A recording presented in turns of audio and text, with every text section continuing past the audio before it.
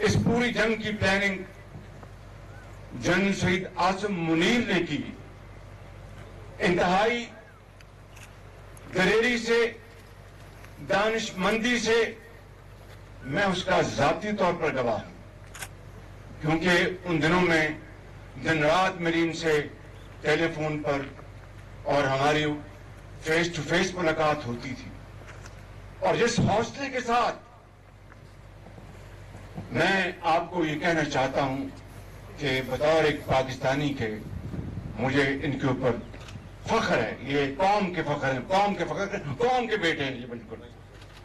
और इसी तरीके से एयर मार्शल जहीर बाबर ने ये मुझे बताया करते थे कि प्राइम मिनिस्टर मुख्तलिफ मौकों पे कि प्राइम मिनिस्टर हमने ये इंटरवेंशन की है, ये टेक्नोलॉजी लेके आए हैं, ये हमने साइबर की हमने कैपेबिलिटी हासिल कर ली, बताया करते थे।